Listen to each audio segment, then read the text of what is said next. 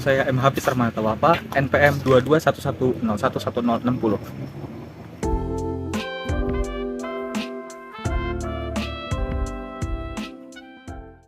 Identitas sosial adalah keterkaitan yang bersumber dari pengetahuan seseorang tentang keanggotaan dalam suatu kelompok yang menimbulkan kebersamaan, signifikasi nilai, dan emosional dari keanggotaan tersebut.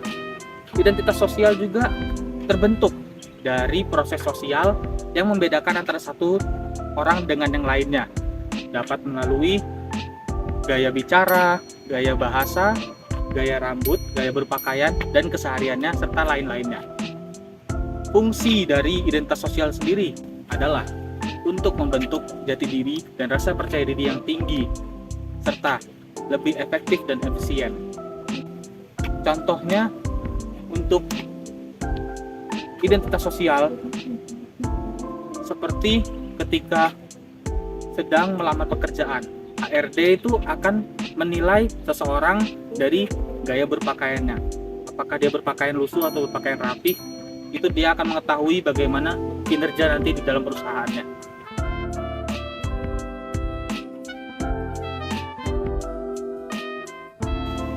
Yang selanjutnya yaitu dimensi identitas sosial yang terbagi menjadi 4. Di antaranya yang pertama yaitu persepsi dalam konteks antar kelompok. Setiap individu memiliki persepsi yang berbeda-beda untuk memberikan penilaian terhadap kelompoknya maupun kelompok yang lain. Dan yang kedua yaitu daya tarik in-group. Setiap individu merasa bahwa kelompoknya itu lebih baik daripada kelompok yang lain. Dan yang ketiga, keterkaitan yang terikat, keyakinan yang terikat. Setiap individu memiliki keyakinan emosional yang sudah terikat antara satu sama lain di dalam kelompok tersebut. Dan yang keempat, depersonalisasi, yaitu individu yang memiliki keunggulan dan kelebihan nilai-nilai, namun dia memilih untuk merendahkan diri dan menyesuaikan dengan nilai-nilai yang berada dalam kelompok tersebut. Perkenalkan, nama saya Patrick Diki Marendra dengan NPM 2251011021.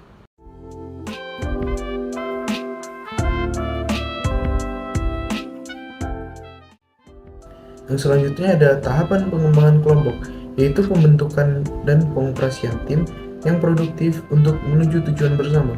Meskipun memerlukan banyak waktu dan usaha, proses pengembangan kelompok juga mendorong anggota kelompok melalui berbagai tahap yang dapat dikenali untuk menyatukan mereka menuju tujuan bersama. Pada tahun 1965, psikologi terkenal Brad Stockman pertama kali mengajukan teori yang dikenal sebagai teori tahapan pengembangan kelompok. Sejak saat itu, pengembangan kelompok beserta tahapannya yang beragam dan kepentingan strategisnya telah menjadi fokus utama bagi peneliti akademis maupun praktisi bisnis di kehidupan nyata. Menurut teori pengembangan kelompok Truckman, suatu kelompok tidak dapat mulai bekerja secara efektif ketika baru saja dibentuk. Pembentukan dan pengorganisasian proses pengembangan kelompok yang sukses mirip dengan pembangunan hubungan sosial.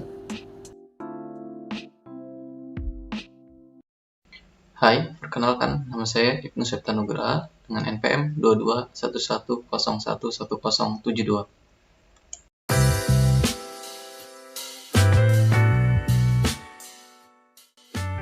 Oke, di sini saya akan menyampaikan materi selanjutnya mengenai sifat atau perangkat kelompok. Kelompok memiliki beberapa sifat atau perangkat, dan yang pertama ialah peran. Peran merupakan perangkat pola perilaku yang diharapkan dan dikaitkan dengan seseorang yang menduduki posisi tertentu dalam suatu unit sosial. Contoh peran terdapat di dalam film Ocean's 8, yaitu film tentang grup pencurian permata berharga yang dimana terdapat 8 orang wanita yang berperan sebagai pengemudi, teknisi, elektronik, pelancar, perangkap, dan pengeksekusi pencurian. They've got every inch of this place covered. This is the most sophisticated security in the world.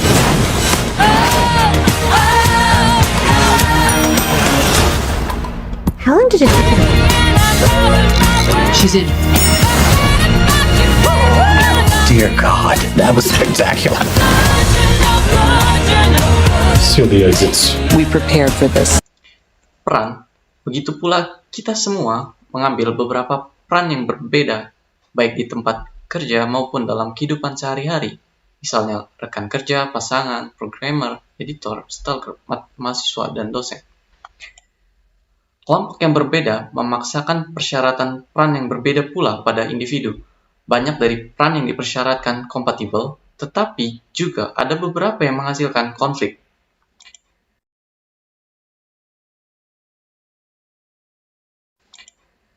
Misalnya, Anda telah berkeluarga dan ditawari pekerjaan di Bali, namun keluarga Anda tetap ingin tinggal di Lampung. Dapatkah tuntutan peran pasangan, orang, dan profesional diselaraskan? Selain itu, bagaimana kita memahami persyaratan peran orang lain? Kita dapat memanfaatkan persepsi peran dan menyusun gagasan tentang perilaku yang pantas dan untuk mempelajari harapan peran. Untuk berupaya meminimalkan konflik, kita juga harus memahami parameter sebuah peran. Yang pertama yaitu persepsi peran. Persepsi peran ialah pandangan individu tentang bagaimana harus bertindak dalam situasi tertentu. Kita memperoleh persepsi peran dari rangsangan di sekitar kita. Misalnya, keluarga, rekan kerja, YouTube, dan lain-lain. Misalnya, individu yang menikah dan bekerja sangat mengidentifikasi peran keluarga mereka dan secara positif menerjemahkan peran tersebut ke dalam peran pekerjaan. Mereka memiliki harapan kepemimpinan baik sebagai kepala keluarga atau ibu rumah tangga. Harapan atau ekspektasi peran. Ekspektasi peran adalah bagaimana cara orang lain percaya bahwa seseorang harus bertindak di dalam situasi atau konteks tertentu. Misalnya, hakim dipandang memiliki martabat dan kesopanan, sedangkan pelatih sepak bola dipandang agresif, dinamis, dan menginspirasi pemain lainnya. Ekspektasi mempengaruhi persepsi peran. Ekspektasi peran juga seringkali bermuatan emosional dan juga motivasi.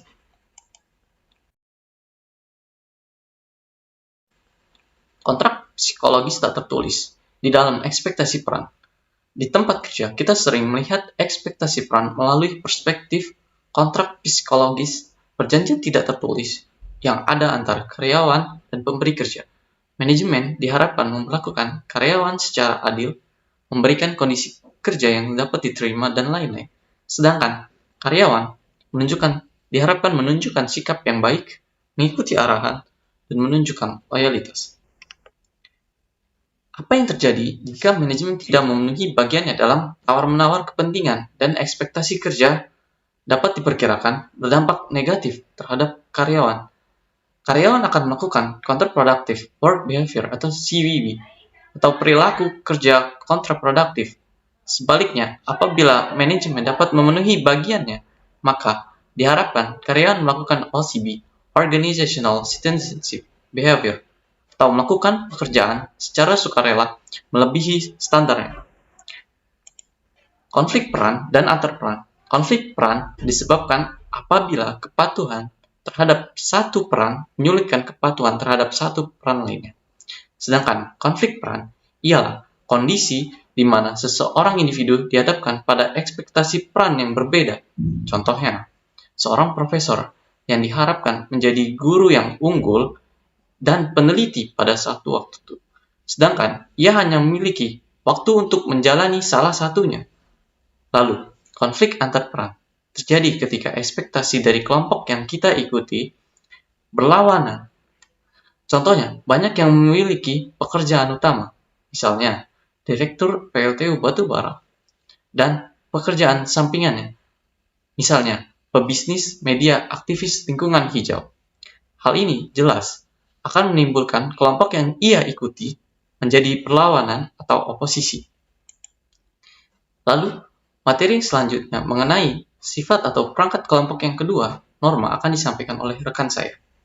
Hai semua, nama saya Kodia Sarapin Hussein dengan NPM 22 110 110 70.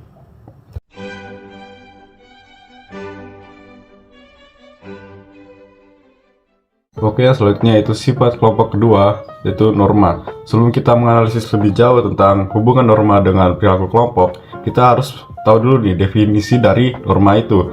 Nah, di sini norma merupakan standar perilaku yang dapat kita terima yang dibagikan oleh anggota yang mengekspresikan apa yang seharusnya mereka lakukan dan tidak seharusnya mereka lakukan dalam keadaan tertentu. Nah, untuk menurut KBBI tersendiri itu norma merupakan aturan ataupun ketentuan yang mengikat warga kelompok dalam masyarakat yang dipakai sebagai panduan, tatanan, dan pengendali tingkah laku. Jadi intinya norma merupakan suatu aturan-aturan yang dibuat untuk mengendalikan masyarakat itu sendiri. Kalau Indonesia sendiri contohnya seperti norma agama, hukum, susilaan, dan lain sebagainya. Nah, dalam semua kelompok juga pasti memiliki norma-norma yang telah ditetapkan seperti standar perilaku yang dapat diterima yang dibagikan oleh anggota yang mengekspresikan apa yang seharusnya mereka lakukan atau seharusnya yang tidak mereka lakukan. Nah, tetapi semuanya itu hak mereka sendiri karena norma tersebut bukan hanya kebijakan yang ditetapkan oleh pemimpin aja, tapi atau bahkan opini doang, entah itu dari mereka menerimanya atau tidak. Dan berikut ini merupakan tingkat pengaruh yang dapat dilakukan oleh norma terhadap kita sebagai anggota kelompok atau bagian dari kelompok itu sendiri.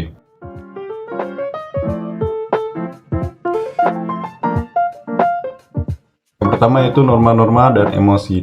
Jadi misalkan mungkin kita akan merespon negatif jika ada seorang yang sakit atau sedang moodnya jelek. Jadi intinya norma itu sangat berpengaruh dalam respon dari anggota-anggota atau bagian-bagian dari kelompok itu sendiri. Jadi norma-norma itu bahkan dapat mengatur pengalaman emosi bagi tiap individu dan kelompok-kelompok mereka. Dengan kata lain, orang-orang tumbuh untuk menginterpretasikan emosi bersama mereka dengan cara yang sama. Misalkan nih, anggota tim mengalami emosi moral atau sebagai hasil dari pengambilan perspektif dalam konteks norma kelompok mereka yang mengarah pada karyawan merespons situasi etika dengan cara yang berbeda. Contohnya bertindak dengan simpati atau sayang, bahkan yang negatifnya bisa merendahkan, menjatuhkan, bahkan membuli orang lain. Gila banget. Yang kedua yaitu norma dan konformitas. Jadi konformitas itu merupakan suatu jenis pengaruh sosial di mana individu mengubah sikap dan tingkah laku mereka agar sesuai dengan norma sosial yang ada. Entah sebagai kita yang misalnya dari pendatang atau dari negeri yang jauh di sana. Jadi kita masuk ke anggota kelompok tertentu dan memiliki norma yang berbeda dengan kita yang sebelumnya. Jadi otomatis kita tuh akan terpengaruh dan juga perlahan-lahan akan berubah sesuai dengan norma yang kita tenggaki itu. Dan sebagai anggota kelompok juga pasti kita menginginkan penerimaan dan stabilitas. Oleh karena itu kita mungkin akan menyesuaikan diri sendiri dengan norma-norma kelompok ketika kita merasa bahwa orang lain juga melakukannya gitu. Pastinya banyak juga bukti yang menunjukkan bahwa kelompok dapat memberikan tekanan kuat untuk berubah sesuai dengan standar perilaku kelompok tersebut. Dampak tekanan kelompok terhadap konformitas dapat mengaruhi penilaian terhadap anggota individu seperti yang ditunjukkan oleh penelitian di Salomon di buku ini. Nah, tapi juga ya, efek konformitas ini nggak selalu selamanya buruk. Misalnya nih, orang dapat menyelesaikan diri dengan norma yang prososial seperti kemurahan hati, dalam berdonasi, atau saling toleransi satu sama lain, dan bahkan dapat merasakan lebih banyak empati sebagai hasilnya.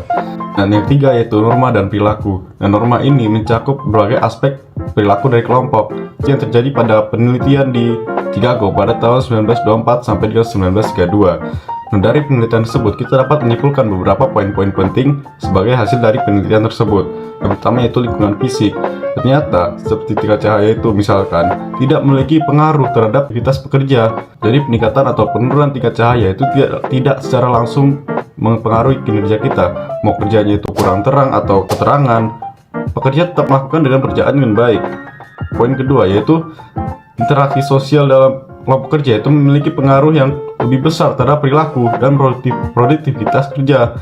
Para peneliti ini menemukan bahwa faktor ini berperan penting dalam menentukan kinerja. Itu poin ketiganya, yaitu kelompok kerja yang merasa diistimewakan atau mendapatkan perhatian khusus dari manajemen cenderung memiliki kinerja yang lebih baik. Perasaan anggota kelompok bahwa mereka adalah bagian dari kelompok elit itu dapat meningkatkan motivasi juga kinerja mereka, sehingga mereka diharapkan lebih berinovasi dan lebih kreatif dalam pekerjaannya. Poin keempat yaitu gaji. Gaji ini tidak mendorong pekerja untuk maksimal dalam produktivitas individu. Jadi sesama anggota kelompok dapat membatasi kerja individu untuk mencapai tingkat output yang dianggap itu adil oleh kelompoknya. Nah, kesimpulan dari keseluruhannya ini yaitu faktor-faktor sosial dan dinamika kelompok memainkan peran yang sangat penting dalam mempengaruhi perilaku juga produktivitas kerja. Lebih dari faktor-faktor lingkungan fisik, intensif, gaji, selanjutnya yaitu norma positif atau bahkan norma negatif dan hasil kelompok. Intinya, norma positif itu pasti memiliki potensi untuk menghasilkan hasil yang positif juga. Namun, dapat saja dipengaruhi oleh faktor-faktor yang hadir di dalam kelompok tersebut. Dan secara keseluruhannya, penjelasan evaluasi tentang norma-norma menunjukkan bahwa norma tersebut dikembangkan agar kita dapat mengamati hasil yang positif. Misalnya nih, kelompok-kelompok yang menghadapi ancaman tingkat tinggi itu dapat mengembangkan norma interaksi dan kerjasama yang kuat, serta norma untuk menghukum pelanggar. Hal ini mungkin mengapa kita bisa melihat perbedaan dalam norma budaya di seluruh dunia. Sebagai contohnya dari efek positif dari norma positif, yaitu salah satu tujuan organisasi dengan inisiatif tanggung jawab perusahaan sosial adalah agar nilai organisasi itu memegang seluruh normatif terhadap karyawan. Jika karyawan menyelaraskan pemikiran mereka dengan norma-norma positif dalam suatu organisasi itu, jadi norma itu akan menjadi lebih kuat. Probabilitas dampak positif akan tumbuh secara eksponensial. Justru terbalik dengan norma negatif. Jadi norma negatif itu dapat berperan dengan memfasilitasi perilaku devian dan menghasilkan hasil kelompok yang buruk juga. Hingga norma negatif ini menimbulkan perilaku tidak etis, yaitu perilaku sukarela yang melanggar norma-norma dan dengan demikian mengancam kesejahteraan organisasi ataupun anggotanya. Dan seperti norma-norma pada umumnya, tindakan antisosial anti karyawan dibentuk oleh konteks kelompok di mana mereka bekerja. Bukti menunjukkan bahwa perilaku buruk di tempat kerja itu cenderung berkembang di tempat di mana itu didukung oleh norma kelompok. Contohnya, pekerja yang bersosialisasi baik di tempat kerja maupun di luar pekerjaan dengan orang yang sering absen dari pekerjaan cenderung lebih sering absen sendiri. Oleh karena itu, norma-norma yang buruk di tempat kerja itu muncul kerjasama, komitmen, dan motivasi karyawan mungkin akan mengalami penderitaan. Yang terakhir yaitu norma dan budaya. Ini terdapat beberapa poin-poin penting yang dapat kita simpulkan dari norma dan juga budaya itu. Yang pertama yaitu budaya kolektivis dan individualis memiliki norma-norma yang berbeda dan dapat mempengaruhi tindakan-tindakan para individunya. Kedua, itu bahkan individu yang telah tinggal dalam suatu budaya tertentu dapat mengubah perilaku mereka dalam konteks kelompok yang mengutamakan norma yang berbeda. Yang ketiga, yaitu norma budaya dapat mempengaruhi berbagai aspek perilaku di tempat kerja, termasuk strategi juga negosiasi.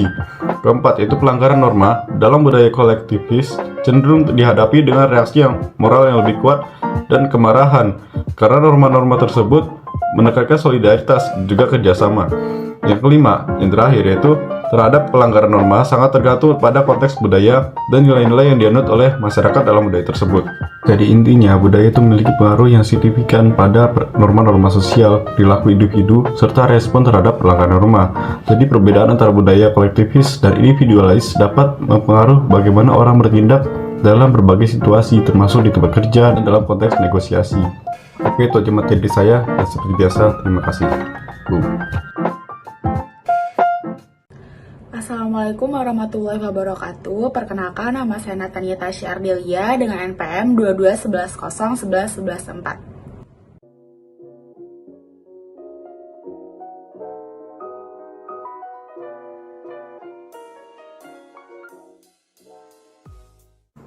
Selanjutnya ada status. Status adalah posisi atau pangkat yang ditentukan secara sosial yang diberikan kepada kelompok atau anggota kelompok oleh orang lain. Bahkan, kelompok terkecil pun menunjukkan perbedaan status anggota dari waktu ke waktu. Apa saja hal-hal yang menentukan status? Nah, menurut teori karakteristik status cenderung berasal dari salah satu 3 sumber. Yang pertama, kekuasaan yang dimiliki seseorang terhadap orang lain, karena mereka cenderung mengendalikan sumber daya kelompok. Orang-orang yang mengendalikan hasil kelompok cenderung dianggap berstatus tinggi. Yang kedua, kemampuan seseorang untuk berkontribusi pada tujuan kelompok. Orang-orang yang kontribusinya sangat penting bagi keberhasilan kelompok cenderung mempunyai status yang tinggi. Yang ketiga, ciri-ciri pribadi seseorang. Seseorang yang karakteristik pribadinya dihargai secara positif oleh kelompoknya seperti ketampanan, kecerdasan, kekayaan, atau kepribadian yang ramah, biasanya mempunyai status yang tinggi dibandingkan orang-orang dengan atribut yang dihargai lebih sedikit. Selanjutnya ada status dan norma. Individu yang berstatus tinggi akan lebih mudah menyimpang dari norma ketika mereka memiliki identifikasi yang rendah dengan kelompoknya. Mereka juga menghindari tekanan dari anggota kelompok lain yang berpangkat lebih rendah. Misalnya, seorang dokter secara aktif menolak keputusan administratif yang dibuat oleh karyawan perusahaan asuransi kesehatan berpangkat lebih rendah. Secara umum, memasukkan anggota yang berstatus lebih tinggi ke dalam suatu kelompok dapat meningkatkan kinerja, tetapi hanya sampai pada titik tertentu. Mungkin karena para anggota ini memperkenalkan norma-norma kontraproduktif. Misalnya, karyawan dengan status tinggi di organisasi mungkin lebih cenderung membenarkan perilaku tidak etis. Selanjutnya ada status dan interaksi. Status dan interaksi kelompok, orang cenderung menjadi lebih asertif ketika mereka berusaha mencapai status yang lebih tinggi dalam suatu kelompok. Terutama ketika mereka sudah mempunyai status yang lebih tinggi dalam kelompok lain. Mereka lebih sering berbicara, lebih banyak mengkritik, lebih banyak memberi perintah, dan lebih banyak menggunakan jargon untuk berbicara. Hal ini terdengar cukup mahir karena mereka lebih banyak membantu orang. Tetapi mereka juga lebih sering mencela orang. Beberapa bukti menunjukkan bahwa mereka yang memiliki status lebih tinggi cenderung menyembunyikannya untuk meningkatkan keharmonisan yang ada. Sedangkan anggota kelompok yang berstatus lebih rendah cenderung kurang berpartisipasi secara aktif dalam diskusi kelompok. Namun hal ini tidak berarti bahwa kelompok yang terdiri dari individu-individu yang berstatus sosial tinggi akan disukai, karena kinerja kelompok akan menurun jika terlalu banyak orang berstatus tinggi yang ikut serta. Selanjutnya ada ketimpangan status. Penting bagi anggota kelompok untuk meyakini bahwa hierarki status itu adil. Ketimpangan yang dirasakan menciptakan ketidakseimbangan yang menginspirasi berbagai jenis perilaku korektif. Hierarki dapat menimbulkan emosi negatif dan kebencian di antara mereka yang berada di bawah ujung rangkaian status. Perbedaan status yang besar dalam kelompok juga dikaitkan dengan kinerja individu yang lebih buruk, kesehatan yang lebih rendah, dan niat yang jelas bagi anggota yang berstatus rendah untuk meninggalkan kelompok tersebut. Secara umum, ketidakadilan dalam bentuk status berbasis kekuasaan cenderung mempunyai dampak yang lebih negatif. Ketimpangan cenderung mendorong konflik antar pribadi, sedangkan bentuk-bentuk lain mendorong persaingan yang sehat. Untuk peningkatan status, namun terlepas dari status seseorang, pengetahuan yang akurat tentang hierarki status, yaitu siapa dalam kelompok saya, akan menghasilkan kinerja yang lebih baik dan menghasilkan jaringan dalam kelompok yang efektif. Individu dapat mengalami konflik ketika mereka berpindah antar kelompok yang kriteria statusnya berbeda atau ketika mereka bergabung dengan kelompok yang anggotanya memiliki latar belakang heterogen. Ketika kelompok bersifat heterogen, perbedaan status dapat memicu konflik. Ketika kelompok tersebut berupaya untuk mendamaikan hierarki yang berbeda. Hal ini bisa menjadi masalah ketika manajemen membentuk tim yang terdiri dari karyawan dari berbagai fungsi.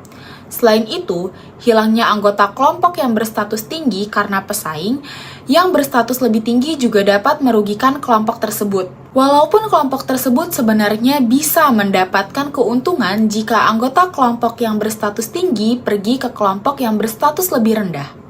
Perkenalkan, nama saya Anissa Hikmah Nabila dengan nomor NPM 2251011016.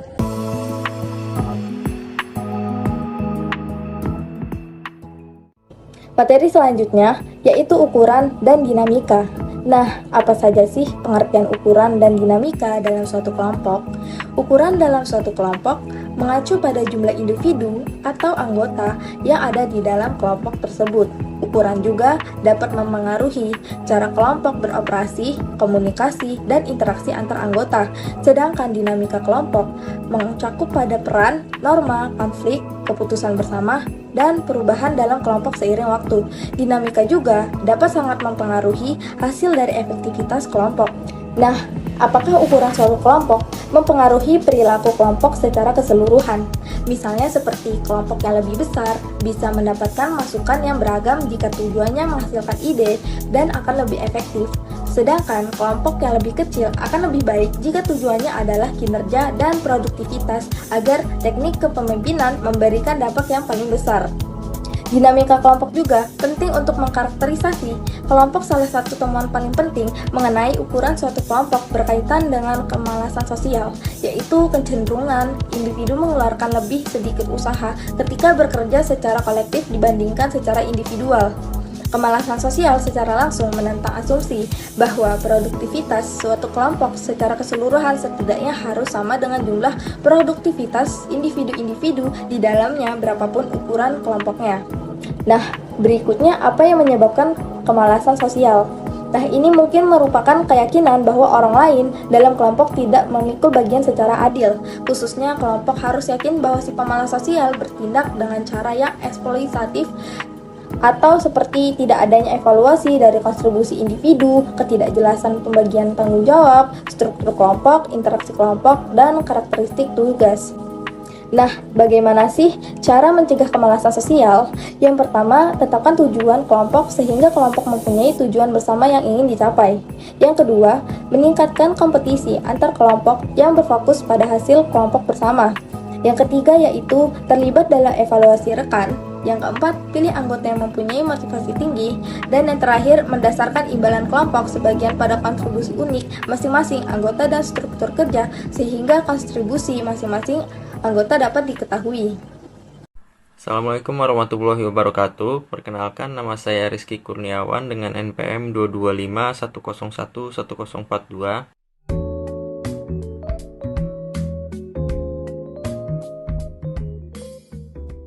Di sini saya akan menjelaskan mengenai materi kohesi. Kohesi adalah kekuatan ikatan antar anggota kelompok. Kelompok yang kohesif akan lebih termotivasi untuk mencapai tujuan kelompok, meningkatkan kepuasan, dan juga meningkatkan produktivitas organisasi. Berikut ini ada beberapa faktor yang mempengaruhi kohesi kelompok. Faktor pertama yaitu karakteristik anggota kelompok. Anggota kelompok yang memiliki kesamaan latar belakang, nilai, dan juga tujuan akan lebih mudah untuk membentuk kohesi kelompok. Selanjutnya ada struktur kelompok. Kelompok yang memiliki struktur yang jelas dan terorganisir akan lebih mudah untuk membentuk kohesi kelompok. Selanjutnya terakhir yaitu pemimpin kelompok. Pemimpin kelompok yang efektif dapat membantu meningkatkan kohesi kelompok.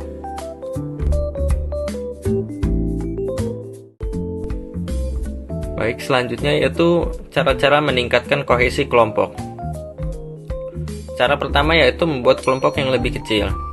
Kelompok yang lebih kecil akan lebih mudah untuk membangun hubungan antar anggota. Cara kedua yaitu dorong kesepakatan dengan tujuan kelompok. Tujuan kelompok yang jelas dan disepakati bersama akan menjadi dasar bagi anggota kelompok untuk saling terhubung. Cara ketiga, kita bisa meningkatkan waktu yang dihabiskan anggota bersama. Interaksi yang lebih sering akan membantu anggota kelompok untuk saling mengenal dan memahami satu sama lain. Lalu cara keempat, kita bisa meningkatkan status kelompok dan kesulitan yang dirasakan untuk mencapai keanggotaan. Kelompok yang memiliki status tinggi atau sulit untuk bergabung akan lebih menarik bagi anggota. Yang kelima, merangsang persaingan dengan kelompok lain. Persaingan dapat mendorong anggota kelompok untuk bekerja lebih keras dan saling mendukung. Dan yang terakhir, memberikan penghargaan kepada kelompok daripada anggota individu. Penghargaan yang diberikan kepada kelompok akan membuat anggota kelompok merasa dihargai dan termotivasi untuk bekerja sama.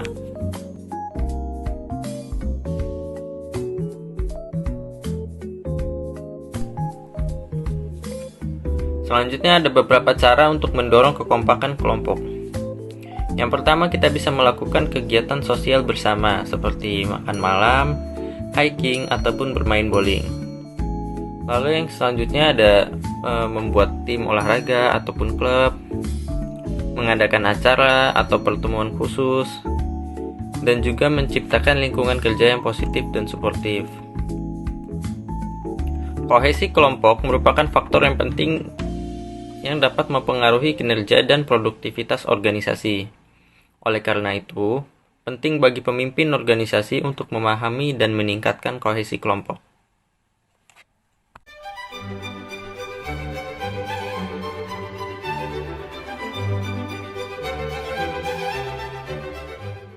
Baik, saya Mirtaudin dengan NPM 22110111154. Nah, di sini saya akan menjelaskan subbab selanjutnya yaitu group decision making. Nah, group decision making tersendiri dibagi menjadi 3 bagian yaitu group versus the individual, pemikiran dan pengesahan pergeseran kelompok, serta teknik pengambilan keputusan kelompok. Yang pertama adalah group versus the individual. Di sini terdapat yang pertama ialah kekuatan pengambilan keputusan kelompok. Kelompok menghasilkan informasi dan pengetahuan yang lebih lengkap. Dengan menggabungkan sumber daya dari beberapa individu, kelompok menghasilkan lebih banyak sumber daya masukan serta heterogenitas ke dalam proses pengambilan keputusan. Selanjutnya ialah kelemahan pengambilan keputusan kelompok. Keputusan kelompok memakan waktu karena kelompok biasanya membutuhkan lebih banyak waktu untuk mencapai solusi, terutama untuk kelompok virtual. Anggota kelompok juga memiliki keinginan untuk diterima dan dianggap sebagai aset bagi kelompok agar dapat meredam segala ketidaksepakatan yang terang-terangan dan menyebabkan anggota kelompok menerima lebih sedikit konflik. Lalu ada efektivitas dan efisien. Keefektifan dan keefisienan kelompok dalam penentuan keputusan dibandingkan individu tergantung pada bagaimana cara kita mendefinisikan efektivitas dan siapa yang melakukan evaluasi. Keputusan kelompok umumnya lebih akurat dibandingkan keputusan individu dalam suatu kelompok. Tetapi penilaian tersebut kurang akurat dibandingkan penilaian orang yang paling akurat. Dalam hal kecepatan, individu lebih unggul. Jika kreativitas itu penting, kelompok cenderung lebih efektif. Selanjutnya bagian yang kedua yaitu pemikiran kelompok dan pergeseran kelompok. Pemikiran kelompok menggambarkan situasi di mana kelompok memberikan tekanan konformitas menghalangi kelompok untuk menilai secara kritis hal yang tidak biasa, minoritas atau pandangan yang tidak sesuai. Sebagaimana contohnya yaitu orang yang seringkali menandatangani petisi sebagai bagian suatu kelompok karena mereka takut akan penilaian orang lain dalam kelompoknya bagi yang tidak menandatanganinya walaupun tidak setuju dengan isi petisi. Selanjutnya ialah pergeseran kelompok. Pergeseran kelompok atau polarisasi kelompok menggambarkan cara kelompok cenderung membesar-besarkan posisi awal mereka ketika mendiskusikan serangkaian alternatif tertentu untuk mencapai suatu solusi. Lalu kita masuk bagian yang terakhir yaitu teknik pengambilan keputusan. Dalam hal ini ada dua contoh teknik atau metode yang pertama yaitu brainstorming. Brainstorming adalah sebuah proses pembangkitan ide yang secara khusus mendorong setiap dan sesuatu alternatif sambil menahan kritik apapun alternatif tersebut. Brainstorming dapat mengatasi tekanan untuk kesesuaian yang meredam kreativitas dengan mendorong setiap dan semua alternatif saat memegang kritik. Dalam sesi brainstorming yang khas, pemimpin kelompok menyatakan masalah dengan cara yang jelas sehingga semua anggota kelompok mengerti.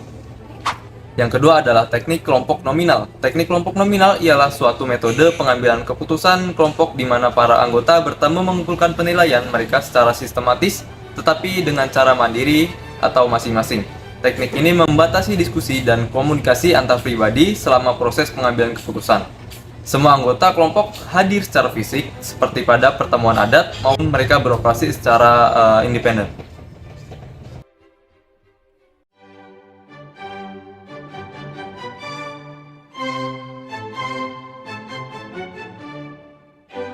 Nama saya Aryo Zulfrila dengan NPM 2251011046.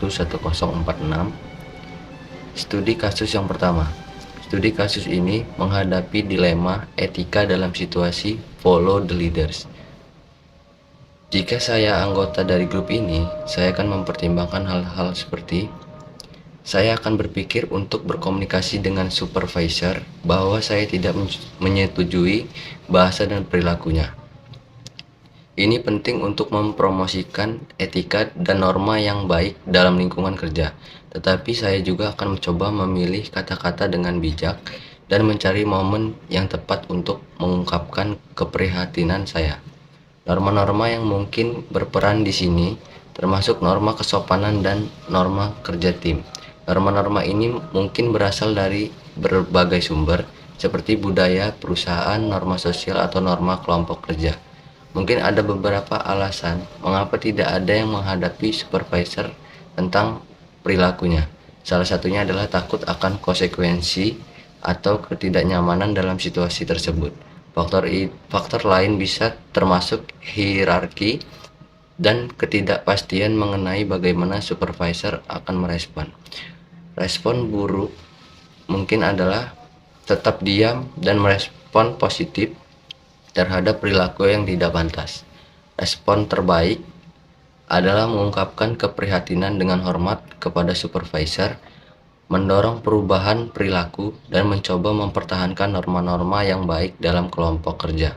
Ini dapat dilakukan dengan cara yang tidak konfrontatif, seperti menyampaikan keprihatinan dengan bahasa yang baik dan menghindari konfrontasi langsung di depan grup.